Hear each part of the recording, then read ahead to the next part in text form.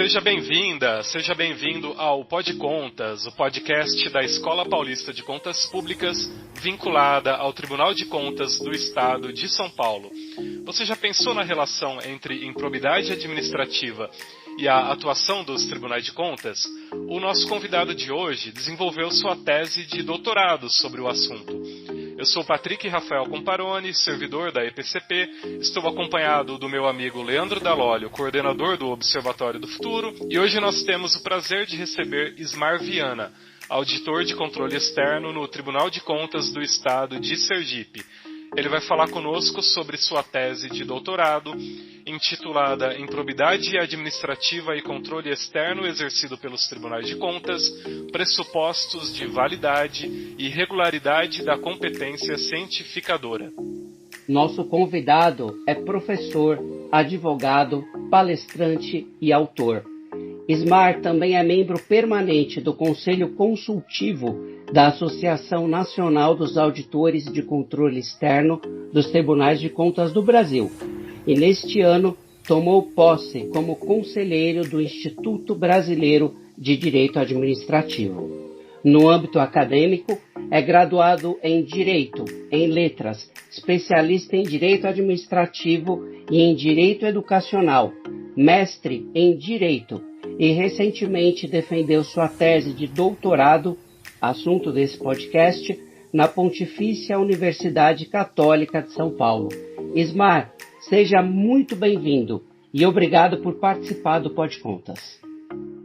Eu agradeço inicialmente, Leandro e Patrick, pelo convite, as pessoas da presidente do Tribunal de Contas, a conselheira Cristiana de Castro, a diretora da Escola de Contas, a Bibiana Camargo, e já inicio parabenizando a iniciativa do Pod Contas, do próprio TCE São Paulo, que tem deflagrado debates qualificados sobre temáticas que impactam diretamente no exercício das competências constitucionais outorgadas aos Tribunais de Contas. Então, não é a primeira vez que eu participo aqui em eventos do TCE São Paulo, seja virtual, seja assim, presencial, o que muito me honra, o que muito me deixa feliz. Então, inicialmente, quero dizer que é gratificante poder falar dessa temática aqui com vocês. Bom, então, para a gente começar, Ismar, gostaria que você explicasse brevemente como improbidade administrativa e controle externo se relacionam. Se você puder falar um pouquinho sobre o percurso que o levou até sua tese de doutorado, seria muito bacana. Inclusive, você tem aí uma série de artigos, livros, abordou também um assunto em sua dissertação de mestrado. Então, se pudesse falar aí para a nossa audiência, quais foram as principais motivações para realizar um estudo em nível de doutorado sobre improbidade administrativa e controle externo? Pois bem, Leandro, essa relação, eu diria que da probidade administrativa com atuação em alguns sistemas de responsabilização, ela não é nova, certo? Não foi inaugurada, por exemplo, pela Lei 14.230 de 2021, que produziu significativas mudanças na Lei de Improbidade Administrativa reformada. Pois bem, o fato é que com a mudança da Lei de Improbidade Administrativa 8.429, que é de 1992, o legislador ele trouxe para o plano normativo algumas exceções que deixaram ainda mais clara a importância da atuação dos Tribunal de Contas nessa tutela ampla da probidade administrativa. Antes, porém, se olharmos diretamente para a Lei de Improbidade Administrativa, nós veremos lá no artigo 1º, no caput, no parágrafo 5º, que a lei já define claramente o bem jurídico tutelado por essa legislação. Cada sistema de responsabilização tem o seu bem jurídico tutelado. E a lei de improbidade traz lá que esse sistema ele vai tutelar a probidade na organização do Estado e no exercício das suas funções, com vistas a proteger a probidade, a integridade do patrimônio público. Se formos para a Constituição Federal, veremos que a tutela de bens, valores e dinheiros públicos, ela é íncita aos tribunais de contas. Então, os tribunais de contas, eles protegem a boa e regular arrecadação e gestão de recursos públicos. Então, há uma tutela ampla.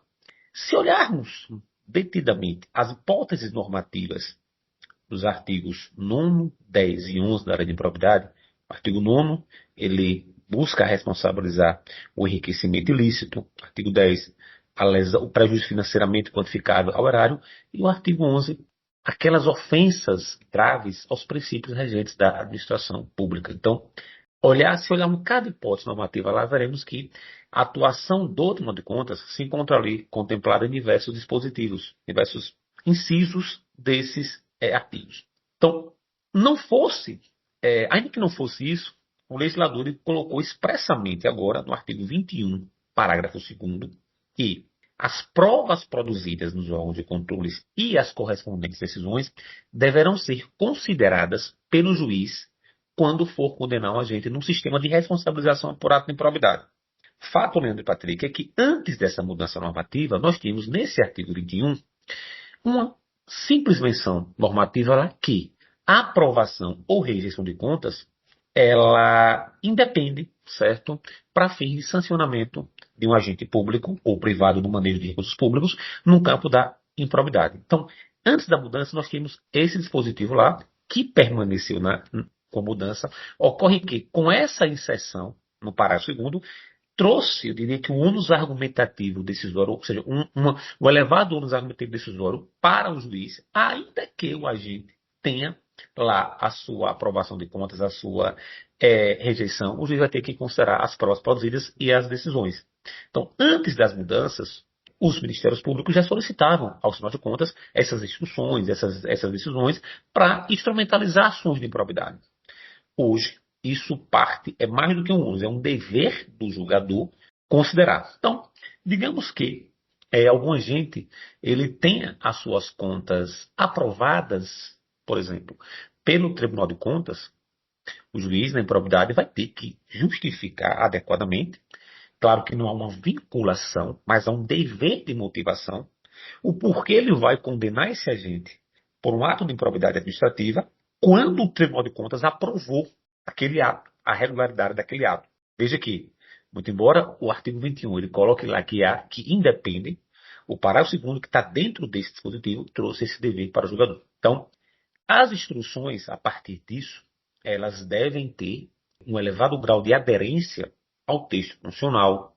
E aí, se olharmos o artigo 73 da Constituição, ele remete ao 96, inciso 1A, e que diz que os tribunais de contas, na sua processualística, devem respeitar os direitos e garantias processuais das partes. Quais sejam as partes? Aquelas que têm um dever de prestar contas aos tribunais de contas. E prestar contas não se limita àquela apresentação de contas por aquele que é secretário de Estado, prefeito, governador, não somente.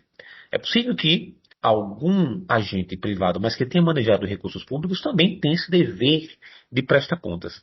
E quando eu digo que há uma relação muito direta entre a improbidade e o controle externo, se olharmos aqui, estamos falando do dever de prestar contas. O artigo 11, inciso 6 da Lei de Improbidade, ele diz que constitui ato de improbidade quando o agente deixa de prestar contas, ou seja, se omitir um dever de prestar contas, quando pode não fazê-lo, com vistas a ocultar a irregularidade. Essa é uma hipótese normativa da lei que traz esse dolo específico no âmbito da improbidade. Eu diria que ingresso dessas mudanças no nosso ordenamento jurídico, eu tive acesso a uma ação ajuizada pelo Ministério Público de Goiás.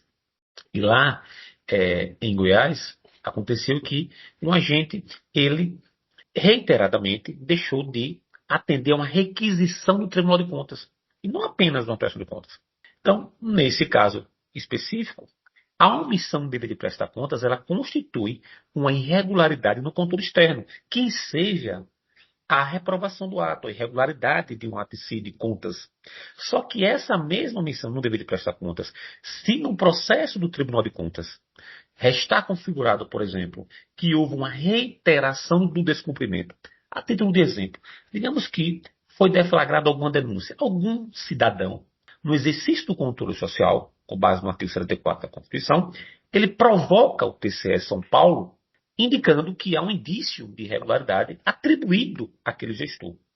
Ou seja, ele está investido em um cargo público. Esse mesmo agente, ele é instado pelo tribunal a prestar esclarecimento sobre esse fato. Ele simplesmente talvez pense, olha, eu não estou obrigado a produzir prova contra mim, porque a denúncia atinge também o meu CPF.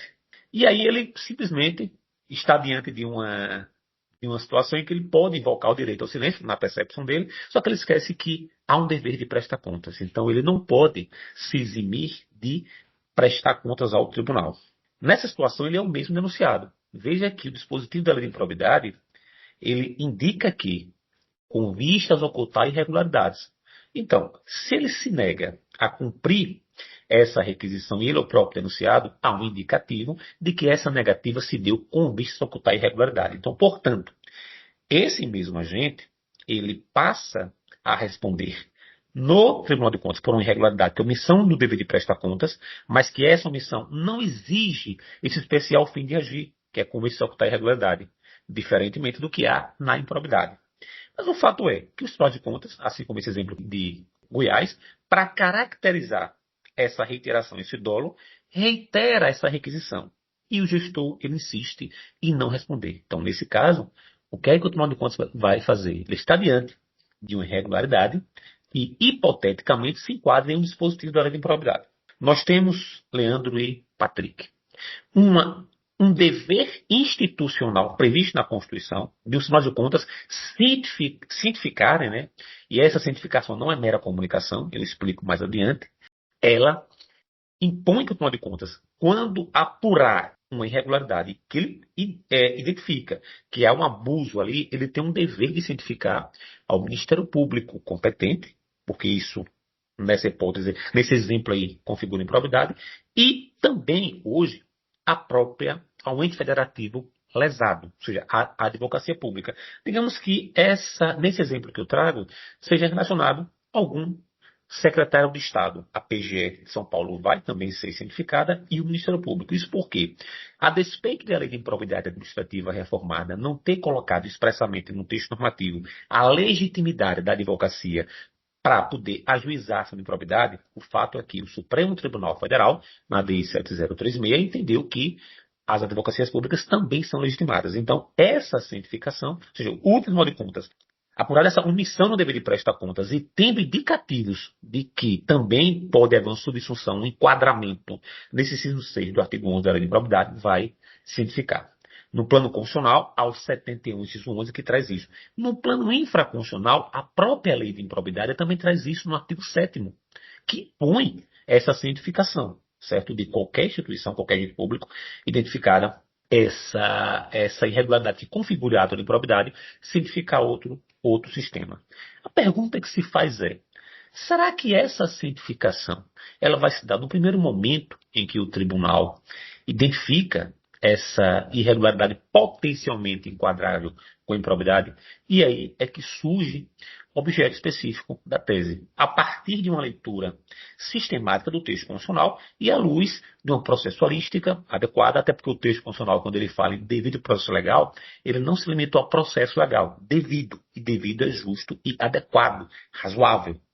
Então, a tese traz algumas teorias, como a teoria da segurança jurídica, a teoria dos direitos fundamentais, na perspectiva de um direito fundamental a uma organização e a um procedimento adequado. Então, o texto constitucional ele fala em abuso apurado, diferentemente do texto constitucional de 67, que falava em verificado. E o termo apuração ele tem um sentido e alcance diferenciado. Tanto assim é que as legislações infraconstitucionais pós-88, a exemplo da própria Lei 14.133 de 2021, que lá no seu artigo 169, parágrafo 3º, inciso 2, ela traz que, se houver uma apuração devida e se identificar uma irregularidade que configure ilícito em outro sistema, é cientificado o Ministério Público. Então, não é nesse primeiro contato que o auditor tem, que o procurador, que o conselheiro tem, que vai ser cientificado o Ministério Público. Tem que haver uma instrução, um julgamento, e aí, como se trata de uma competência do Tribunal de Contas, o tribunal, por meio dos seus colegiados, Câmara ou Pleno, vai cientificar o órgão competente. A tese traz a mesma lógica da Lei 64/90, que é a Lei das Inelegibilidades. Se olharmos lá, o artigo 1º, inciso 1, a linha Z, ele trata que ele remete a uma decisão colegiada, que não esteja suspensa por decisão judicial, que seja algo já transitado e julgado no tribunal.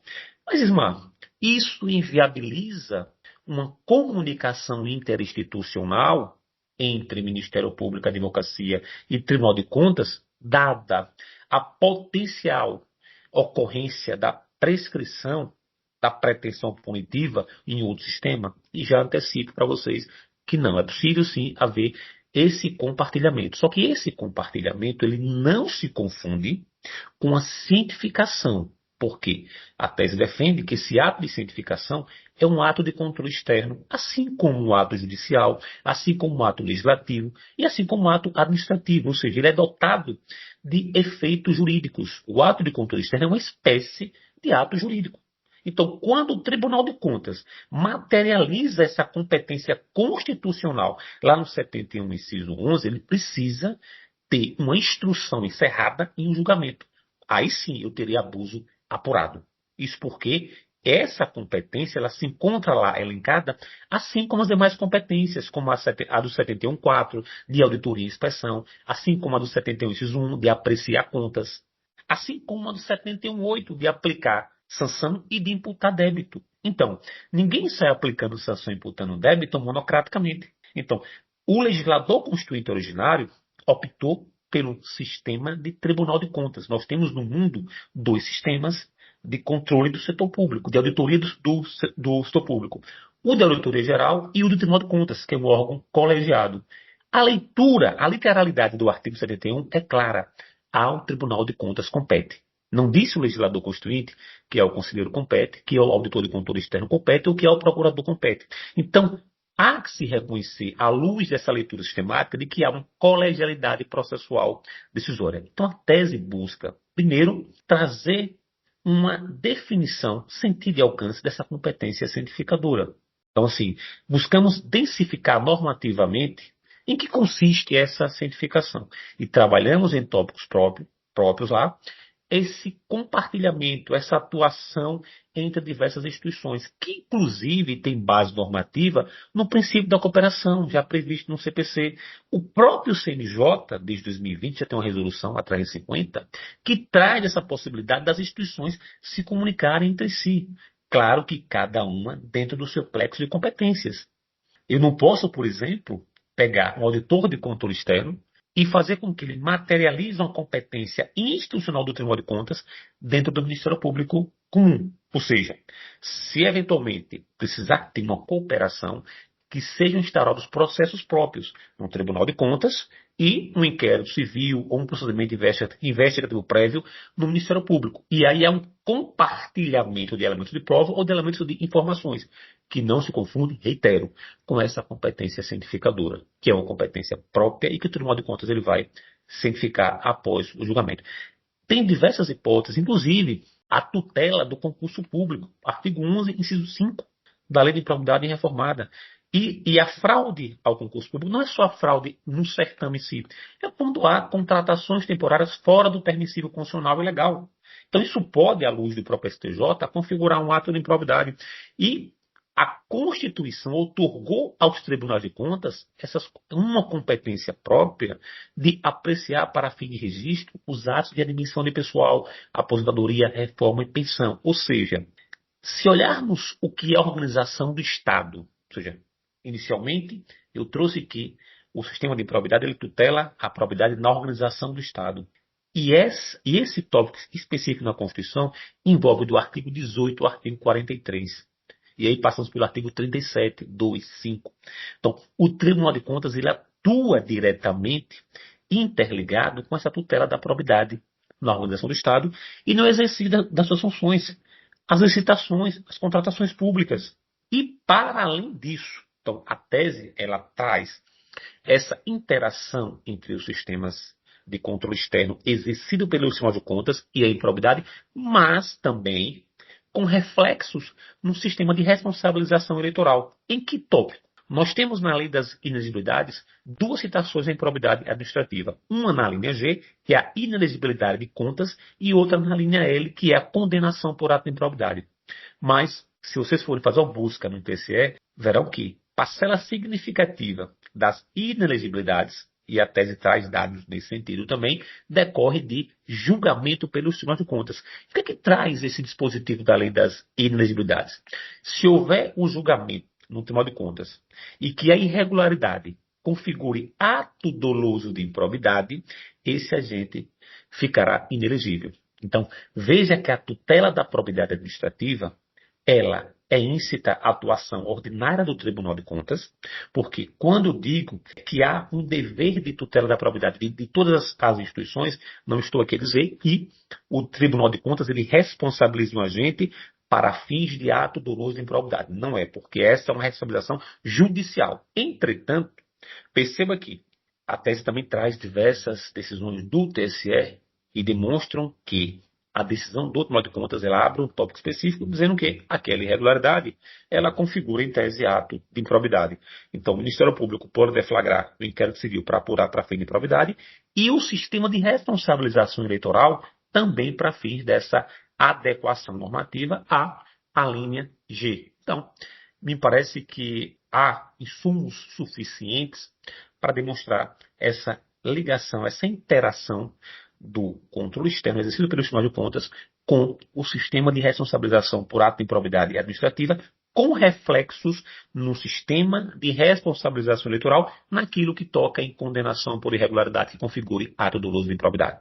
Então, não sei se me fiz entender, mas estou aqui à disposição para esclarecer eventuais dúvidas que eventualmente surgirem. Excelente introdução, Ismar, sobre o assunto. E você tocou já em alguns aspectos da tese, mas a partir de agora eu gostaria de abordá-la mais diretamente e pedir para você explicar, de modo mais central, explicar para a nossa audiência do que a tese de doutorado trata.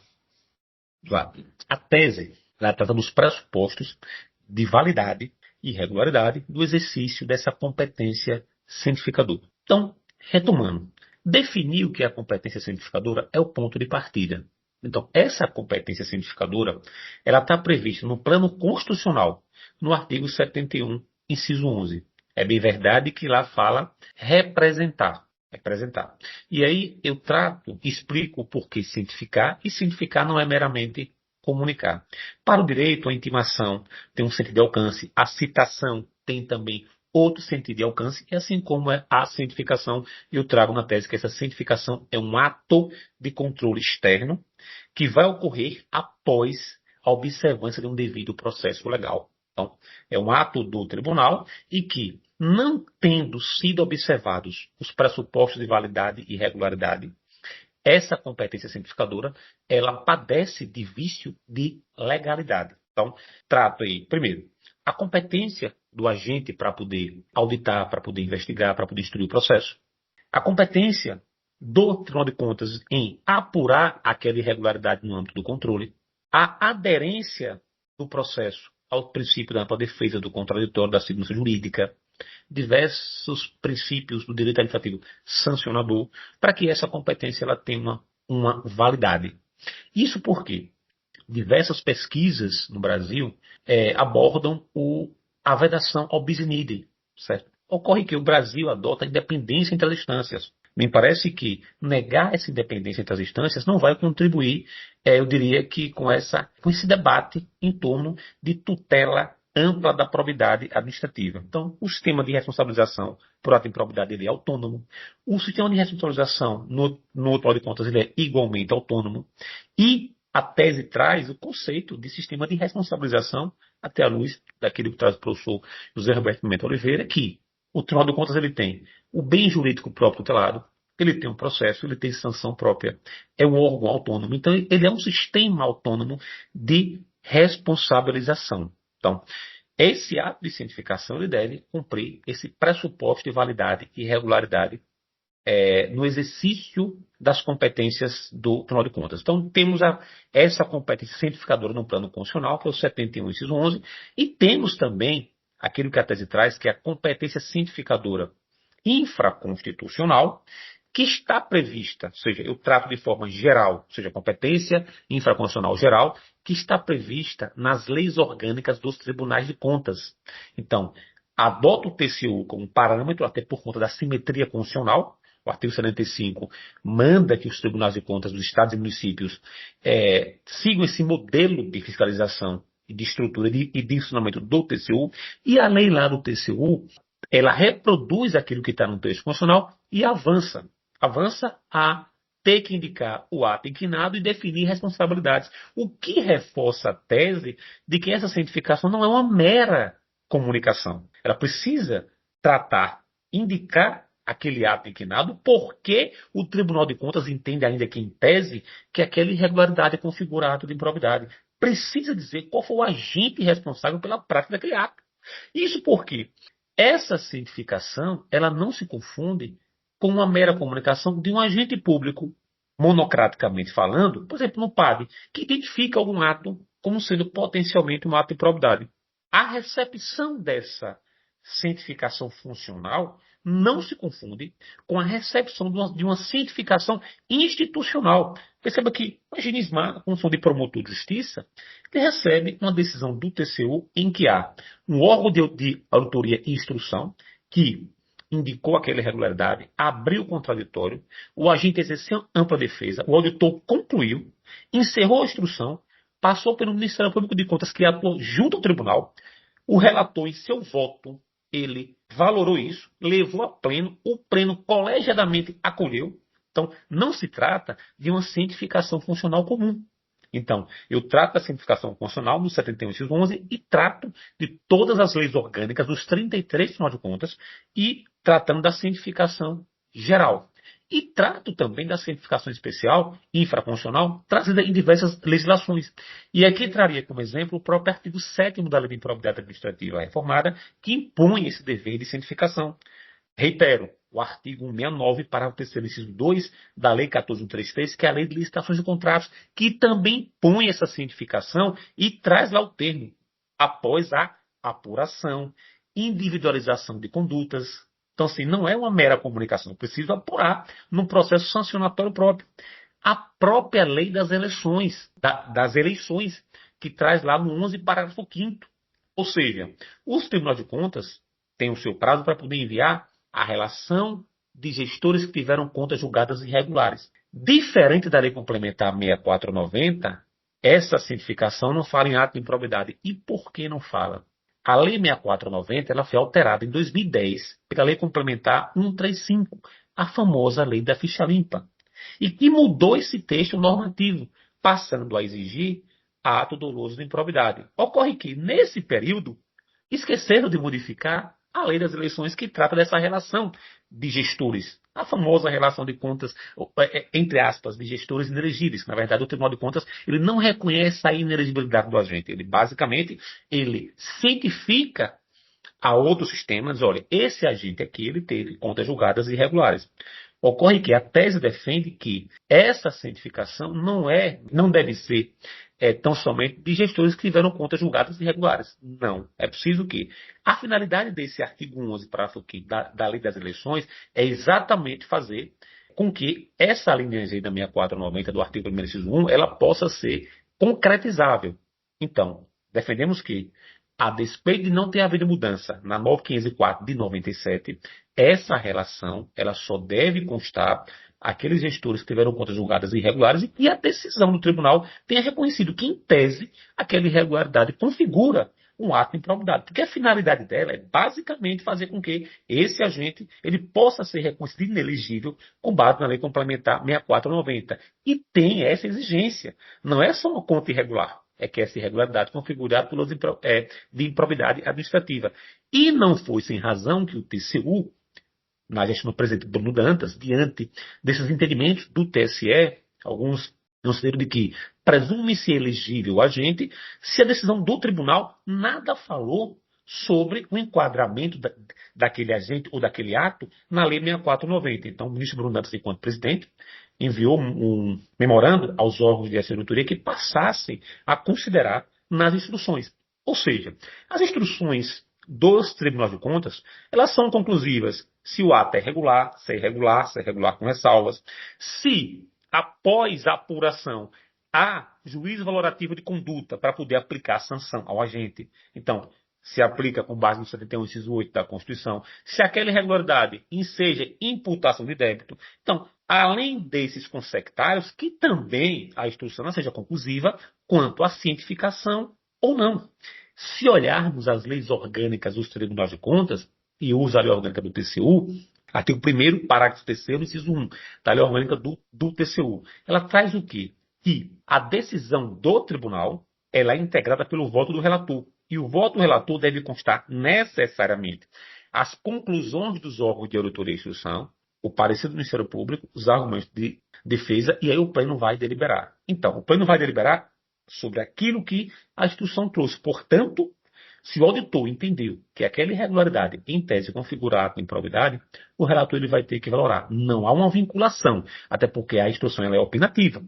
Mas ele vai ter que valorar se de fato se enquadra ou não, e quem é que vai decidir é o colegiado plenário, se vai cientificar ou não. Ou seja, sendo um ato de controle externo, seguido esse rito, o tribunal vai cientificar. Mas, se não houver essa eventual cientificação, mas na instrução constou que deveria cientificar. Pois bem, falamos no início que a Lei de Improbidade Administrativa reformada, lá no artigo 21, parágrafo 2º, ela trouxe que o juiz, na aplicação da sanção por ato de improbidade, vai ter que considerar as provas produzidas e as decisões. Portanto, pode o promotor de justiça, pode o juiz requisitar ao tribunal as instruções e decisões. E entender que, naquele caso, sim, a instrução entendia que era ato de improbidade e valorar a instrução, dizer que, de fato, a instrução trouxe esse sentido. Por quê? Veja que o texto normativo ele segregou provas produzidas e decisões. Isso, na prática, já era feito, só que no plano normativo não.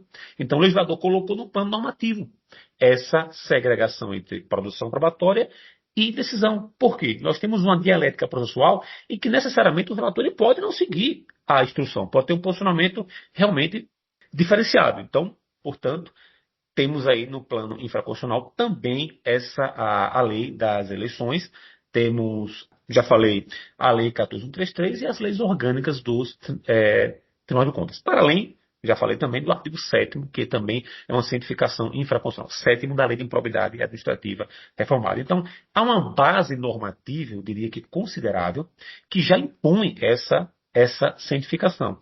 E aí alguém questiona, mas Ismar, e o cidadão não poderia levar também ao conhecimento do Ministério Público? E a pergunta que eu faço é, você, na condição de promotor, recebe uma denúncia de um cidadão sobre um ato que potencialmente é ato de improbidade. O valor que você considerará vai ser o mesmo valor de uma instituição de Estado autônoma e que tem a tutela de bens, valores e dinheiros públicos? É bem verdade que não. Então, por isso que defendemos que esse ato de cientificação ele é dotado de efeitos jurídicos relevantes e que pode impactar na esfera de direitos subjetivos de servidores públicos, de agentes privados que manejaram recursos públicos, que de alguma forma podem ter gerido ali um convênio. Então, esse agente ele pode ter o seu patrimônio afetado, a sua honra afetada. Ele pode ficar inelegível, ou seja, impossibilitado de exercer um direito fundamental sensível, que é o direito de ser votado. Então, assim, essa preocupação foi que me levou a escrever sobre essa temática. Maravilha. E, Ismar, diante do que já foi exposto, então como que a gente pode definir esse conceito de competência cientificadora no contexto dos tribunais de contas? Perfeito. Retomando, o texto constitucional, ele fala em abuso apurado. Então, essa competência cientificadora, ela só pode ser exercida após um devido processo legal em que tenha havido a ampla defesa e o contraditório. Aí, eventualmente, alguém pode perguntar, mas o agente vai precisar se defender à luz do contraditório e da ampla defesa na perspectiva da improbidade? E a resposta é negativa. Por quê? O Tribunal de Contas ele não tem competência, Leandro, para poder responsabilizar um agente por ato de improbidade administrativa. Certo? Então, a ampla defesa e o contraditório que exige para fim de cientificação é dentro da irregularidade do controle externo. Se olharmos as decisões do TCU, para que seja deflagrada uma citação, se for necessário que a instrução ela já indique a irregularidade, a norma violada, o agente, a quem é atribuída essa prática. Então, ele vai se defender. Na conclusão instrutória, o agente, o órgão de controle, vai dizer, olha, isso em tese, isso configura ato de improbidade. Só que o tribunal não está responsabilizando o agente por ato de improbidade. Daí porque não se faz necessário que o exercício dessa competência cientificadora ele se dê também à luz do contraditório e da ampla defesa. Então, a competência cientificadora, ela vai se dar, certo? Depois de uma produção probatória e de uma decisão. Então, respeitado o devido processo legal, o Tribunal de Contas ele vai entender ou não se exerce aquela cientificadora. Aí uma segunda pergunta que surge. Mas há prazo de recurso, para interposição de recurso. O tribunal pode cientificar, e aí eu me valho da lógica normativa do artigo 1º, inciso 1, a linha G, da Lei Complementar 6490, que exige uma definitividade no âmbito do controle externo. Então, se eventualmente houver interposição de recurso, é possível que o agente abra um tópico em seu recurso para dizer que aquela irregularidade não configura ato doloso de improbidade. E aí, na instrução recursal do julgamento, pode ser que o tribunal afaste, chegue à conclusão de que não há o elemento volitivo, dolo. E aí eu entro nesse ponto, porque alguém pode questionar, mas o dolo do controle externo não se confunde com o dolo da improbidade administrativa. Concordo. O dolo, para fim de responsabilização do controle externo, é o dolo do artigo 28 da LINDB. E aí, ouso dizer que o dolo da improbidade administrativa é o mesmo dolo do direito penal, o dolo finalista. Ou seja, é preciso que se demonstre que o agente quis alcançar o resultado ilícito. Ou seja, quando o artigo 11, inciso 6, eu vou me manter nesse dispositivo para facilitar a compreensão dos ouvintes, que fala da omissão do dever de prestar contas. Quando exige lá, com vistas a ocultar irregularidades, isso é um dolo, seja finalista, da teoria final, e não aquele dolo para fins de controle externo, que não exige esse elemento final, não exige que o Tribunal de Contas demonstre que ele quis ocultar a irregularidade. Não. Se ele se omitiu, ele vai responder na perspectiva do controle externo. Ocorre que, naquele exemplo que eu trouxe há pouco, lá de Goiás, houve a reiteração. O agente era o mesmo denunciado. Então, há indícios de que esse agente quis ocultar a irregularidade. Então, perceba que o dolo apurado aí pode instrumentalizar o dolo na lei de improbidade administrativa, assim como ocorreu nesse exemplo que eu trouxe lá do MP Goiás. Então, isso é possível que ocorra no dia a dia. E o agente, nessa instrução recursal, pode demonstrar, trazer, que ele não agiu com dolo, ele agiu com erro grosseiro. Então, esse erro grosseiro, ele é passível de responsabilização no sistema de responsabilização pelo Tribunal de Contas, mas não é para a improbidade administrativa, que em todas as hipóteses normativas passou a exigir o dolo, e algumas delas o dolo específico, mas em nenhuma delas o erro grosseiro. Então, numa situação dessa, a gente pode demonstrar que não agiu com dolo, com consciência e vontade, mas sim sobre as bases do erro grosseiro. Então, afasta essa cientificação. Então, portanto, a cientificação é adotar a defesa de direitos relevantes e veja que ela depende, enquanto ato de controle externo, de um devido processo legal, certo? Há atos administrativos que dependem de um devido processo legal. Então, e a gente defende que o ato de controle externo, ou seja, quando se materializa as competências do artigo 71 da Constituição, eles dependem necessariamente do devido processo legal. E quem defende não é basicamente o texto constitucional, lá no artigo 73, que exige, quando remete ao 96.1a, essa observância dos direitos e garantias processuais das partes. E vejam, senhoras e senhores, que se há uma tutela deficiente da probidade, é possível que um agente que agiu com dolo de alcançar alguma finalidade específica deixe de ser responsabilizado na improbidade. Mas pode ocorrer também que, por uma inobservância, por uma inadequação do tribunal em não observar o direito de processo legal, algum agente público possa injustamente ter o seu ato cientificado para o Ministério Público Comum ou Federal, dependendo da situação, e responder por outro sistema. Isso vai fazer o quê? Vai desestimular que bons agentes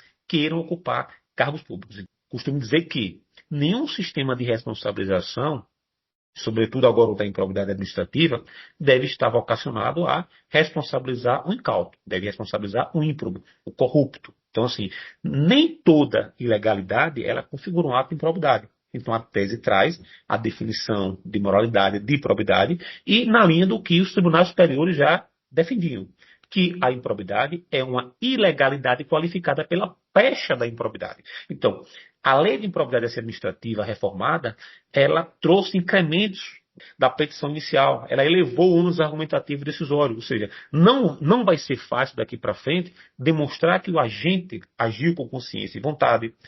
A lei exige a indicação do elemento objetivo do indício de ato de improbidade e a atuação dos tribunais de contas pode contribuir para exatamente superar esses desafios que a lei de improbidade administrativa reformada trouxe e que chegou a ser considerada, assim, por alguns como quase que desafios intransponíveis. Então, a tese defende que não. O que daqui para frente se fará necessária é essa atuação interinstitucional, é uma atuação rígida, devida e adequada dos tribunais de contas no exercício dessa cientificação ou nas cooperações interinstitucionais.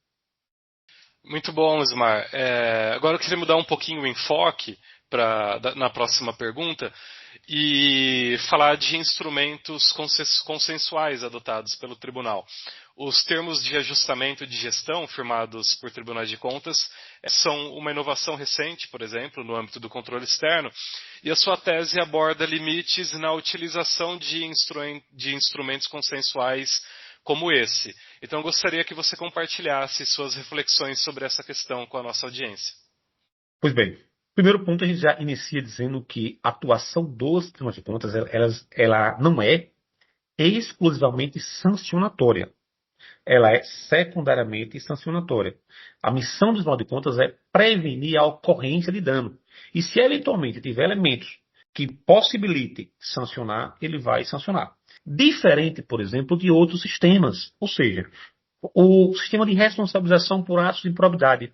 O legislador colocou expressamente lá no artigo 17d. Este sistema é exclusivamente sancionatório. Ou seja, ele não se presta a fazer controle de legalidade de políticas públicas. Por quê? Porque o instrumento adequado é a ação civil pública. Então, ele já definiu que o sistema é sancionatório. Então, nesse sistema, justifica a previsão normativa lá no artigo 17b do acordo de não persecução civil. Por quê? Porque é um sistema exclusivamente sancionatório. Eu diria que o Tribunal de Contas, em toda a sua essência, ele não tem a missão de responsabilizar. Então, todos os instrumentos de fiscalização, os processos em si, eles são, em essência, eu diria que um instrumento de consenso. Se o gestor, quando instável a se manifestar, ele já se propõe a corrigir aquela ilegalidade, nós temos uma previsão específica na Constituição, que é essa competência corretiva. Quis o legislador constituinte que o Tribunal de Contas pré-estabelecesse prazo para que se corrija uma ilegalidade. Está lá no artigo 71, inciso 9. E esse é o fundamento constitucional de validade para que instrumentos de consensualismo sejam utilizados pelo Tribunal de Contas. E não o 71, inciso 8, que fala de sanção. Qual é, assim, a preocupação que se tem em uso inadequado ou fora de parâmetros claros dos instrumentos de consensualismo no âmbito do Tribunal de Contas? Inicio dizendo que nós temos hoje, primeiro surge o termo de ajustamento de gestão. Lá em 2011, diversos tribunais eles trouxeram esses termos de ajustamento de gestão, que tinha essa finalidade de, identificado alguma irregularidade que o gestor se dispusesse a corrigir, esse processo ele é sobre Estado, cláusulas são firmadas, se ele cumpre aquilo, o processo é arquivado. Mais adiante, eu assim costumo dizer que as instituições elas costumam buscar imitação em outras instituições, mas sem buscar qual a essência da sua competência finalística em si. E aí surgem as mesas técnicas, os processos de solução consensual, e quando se vai fazer uma análise desses instrumentos, se verifica que, na verdade, eles não são substitutos de sanção, substitutivos de sanção, melhor dizendo. A mesa técnica que surge, inclusive, aí no estado de São Paulo, no TCM, e que foi objeto de muitas críticas por parte dos gestores, ela não tem efeito conciliatório, ela é basicamente um braço do efeito pedagógico ou da competência pedagógica do Tribunal de Contas. Ocorre que a mesa técnica ela pode não ser bem aceita pelo jurisdicionado. Olha, não tem efeito conciliatório, certo? Não é substitutivo de sanção. E é basicamente uma orientação. O gestor pode dizer, olha, eu tenho um corpo técnico qualificado, eu tenho uma procuradoria própria, eu tenho um controle interno próprio, então eu não quero participar de mesa técnica. E é o direito dele. O TCU adota o processo de solução consensual. E que se assemelha muito, diria que é o dispute board. A diferença é que o TCU não está acompanhando aquele contrato. Ele é chamado a essa intervenção após. Mas poderia ser a AGU, poderia ser um outro órgão. Mas por que é que alguns gestores têm interesse em provocar o tribunal? Para ter uma tranquilidade, uma segurança jurídica. Se o órgão de controle externo que faz o meu controle, ele participou, ainda que intermediando, é porque é um acordo que não será questionado. Então, o fato é que, quando não há limites claros para esse consensualismo, se o Tribunal de Contas, por exemplo, firma um acordo dentro de um TAG, em uma irregularidade que potencialmente é enquadrável como improbidade administrativa, eu posso comprometer a tutela da probidade administrativa. Mas, Ismar, o sistema de responsabilização permite um acordo. Sim, ele pode, se essa irregularidade configurar um ato de improbidade, ele vai firmar um acordo de não persecução civil. O legitimado para poder consensualizar vai ser o órgão que tem legitimidade para processá-lo por ato de improbidade. E lá na improbidade, no artigo 17, inciso 1, trata como condicionante para o firmamento de um acordo o integral ressarcimento do dano. Esse é um ponto de partida. Então, não é sem razão, mesmo antes das mudanças normativas operadas pela Lei 14.230, se fizermos uma busca sobre TAG nas leis orgânicas do Tribunal de Contas, há sempre um dispositivo que é vedada a celebração de TAG diante de ato de improbidade administrativa. Percebam que o ANPC ele foi previsto aí em 2021, está lá esse acordo de não persecução civil. Mas há sempre uma relação de dúvida e tensionamento. Claro que eu não posso dizer aqui que não é possível se firmar um acordo. Sim, é possível, mas sempre está em jogo o princípio da eficiência. Do outro lado, a indisponibilidade do interesse público. Então, quem pode dispor do que é de todos é o parlamento, ou seja, é o povo por meio do parlamento. Então, ponto de partida, tem que ter uma lei, produto legislativo, o povo aprovando, dizendo que é possível se consensualizar. Ismar, mas o artigo 26 da LINDB, ele pode ser visto, como alguns autores defendem, a própria professora Juliana Palma, daí de São Paulo, que é uma cláusula geral de consensualidade. E eu costumo dizer que o próprio texto normativo ele diz que não, porque lá coloca observada a legislação aplicável. Então, um instrumento de consenso no TCE São Paulo deve partir da Assembleia Legislativa de São Paulo, que vai dispor, porque se a Constituição outorgou essa competência para determinar que se corrija, para sancionar, se eventualmente houver espaço normativo para uma interpretação do 71, inciso 9, que é possível consensualizar, que se faça isso por meio de um instrumento próprio, definindo objetivamente a forma como se vai consensualizar, para evitar que esse instrumento ele possa ser utilizado para legitimar reuniões informais, para poder beneficiar agentes que de alguma forma ofenderam gravemente a probidade administrativa. Então, quando eu trago esses limites, primeiro é o limite legal, ou seja, como produto do poder legislativo, porque é o povo que pode dispor do seu dinheiro. E aí eu consigo de alguma forma dizer, olha, há no direito administrativo o princípio da indisponibilidade do interesse público. Mas se o povo, que é o dono do dinheiro, por meio do parlamento, entendeu que há que se ter esse instrumento de consenso e verificada uma aderência constitucional daquele órgão em si, por quê?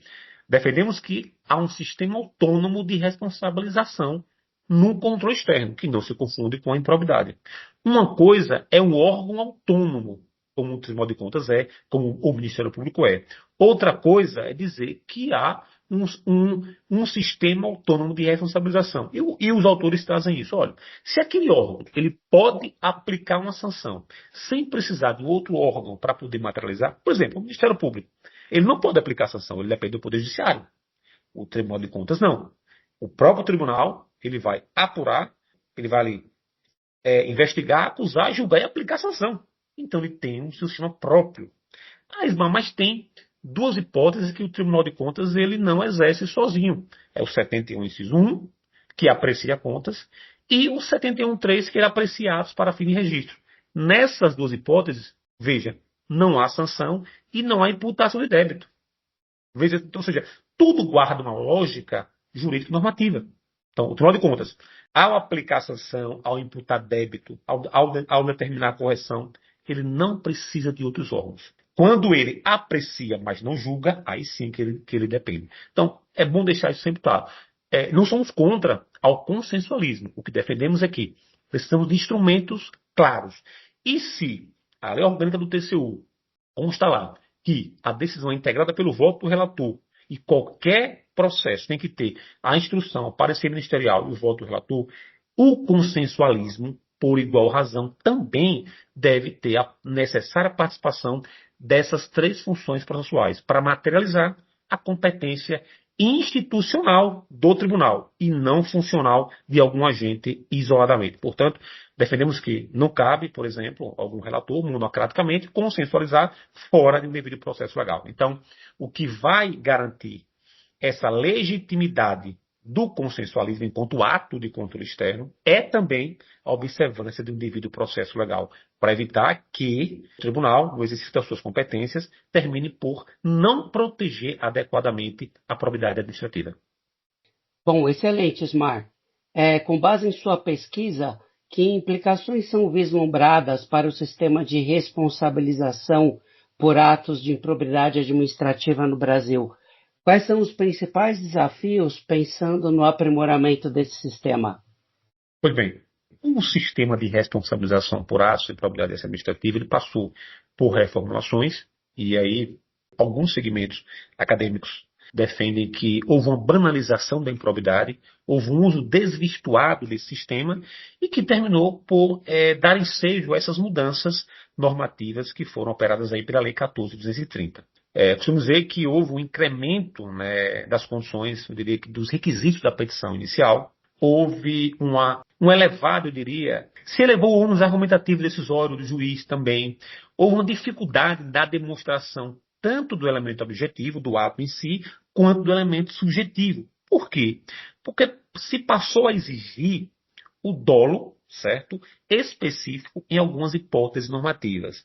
Preciso aqui até em nome da transparência do debate, alguns autores defendem que o dolo específico ele foi exigido em todas as hipóteses normativas. E eu tenho defendido na tese que não. O dolo específico ele deve vir descrito no tipo. Então, para não alargar essas duas hipóteses normativas que eu trago, artigo 11, 5 e 6 da Lei de Improbidade, elas trazem um dolo específico, mas não são todas as hipóteses que passam a exigir esse dolo específico. O fato é que a própria Lei de Improbidade Administrativa reformada, ela faz menção à Convenção de Mérida de Combate à Corrupção. E essa convenção, ela trata lá no artigo 28 que esse dolo, essa intenção, ela pode ser extraída a partir de inferências, de circunstâncias assim, objetivas.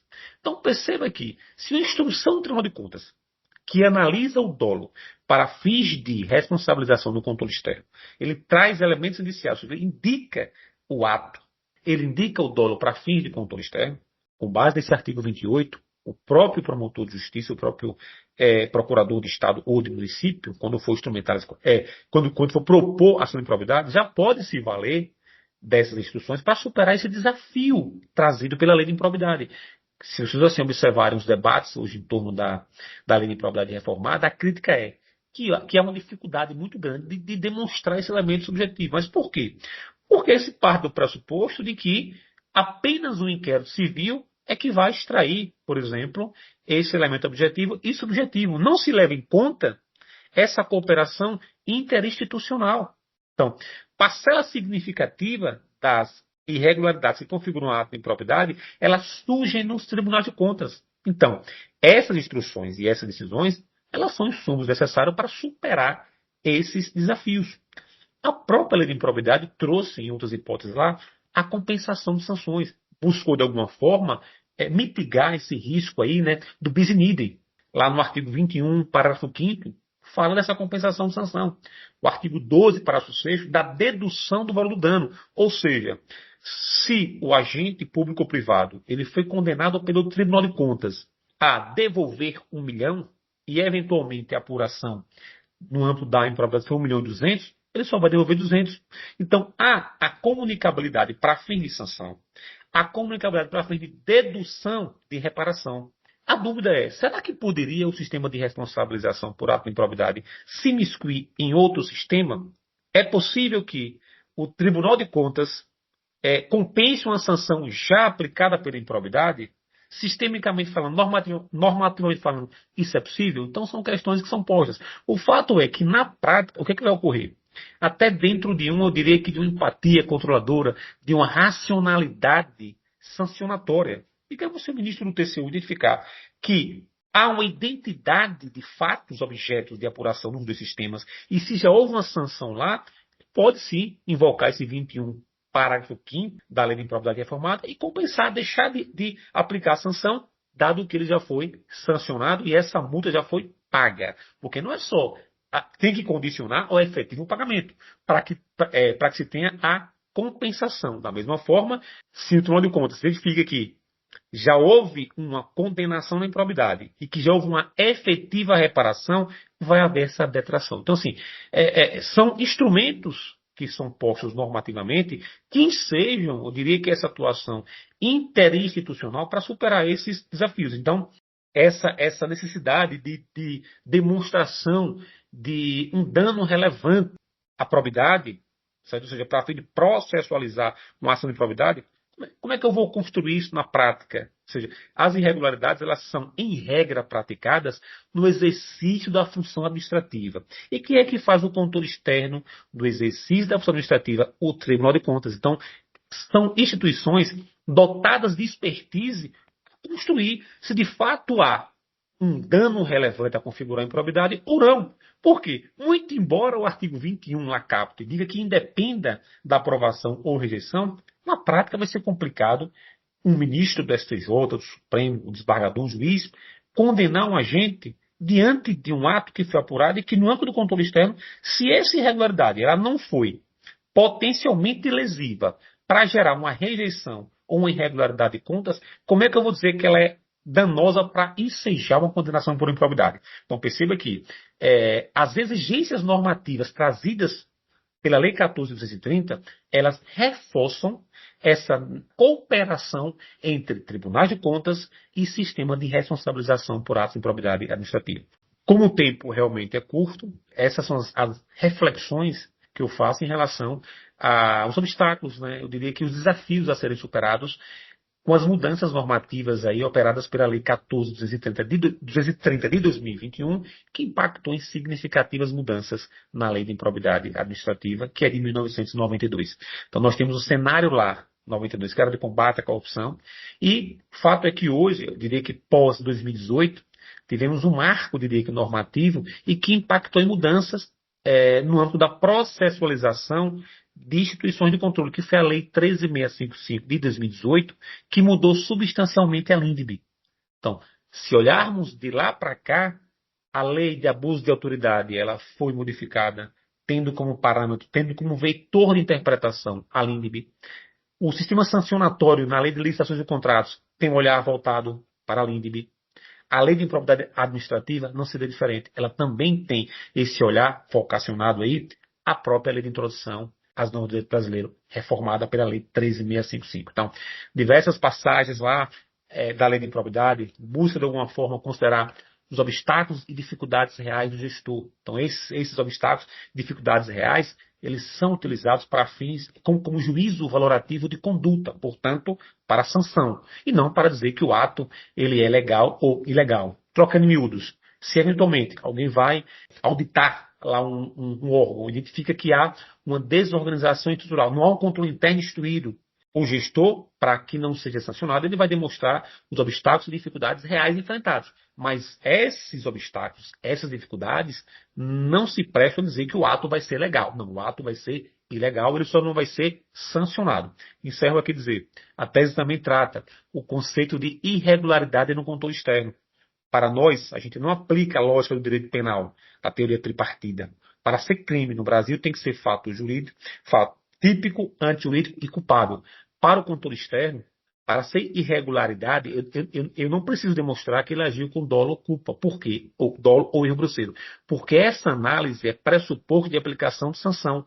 E nem toda irregularidade do controle externo enseja uma sanção. Eu posso estar diante de uma irregularidade que não tem dolo ou erro grosseiro, mas seja que o tribunal determine que se corrija em prazo X. Por quê? Nós temos uma competência corretiva, que é de determinar que se corrija a ilegalidade, que não se confunde com a sancionadora que está no CLT1, inciso 8. Então, são assim, passaremos aqui, eu diria que um dia debatendo diversos temas assim que a tese traz, mas assim, eu foco muito na tese, na produção probatória no controle externo, o que é prova no controle externo, o que é irregularidade no controle externo. Então, assim, quais são os parâmetros para se aplicar uma sanção, para se imputar em débito, para cientificar? Então, por isso que a tese ficou um pouco longa, eu diria que 700 páginas, porque a gente busca trabalhar diversos pontos que guardam relação direta ou indireta com os sistemas de responsabilização do Brasil. Muito bom, Ismar, um excelente encerramento. Eu particularmente gostei bastante do destaque ao sistema de responsabilização. Eu agradeço muito ao Ismar, nosso convidado, pela participação, por compartilhar conosco os entendimentos adquiridos em seus estudos. Agradeço também a você por sua audiência. Até o próximo episódio.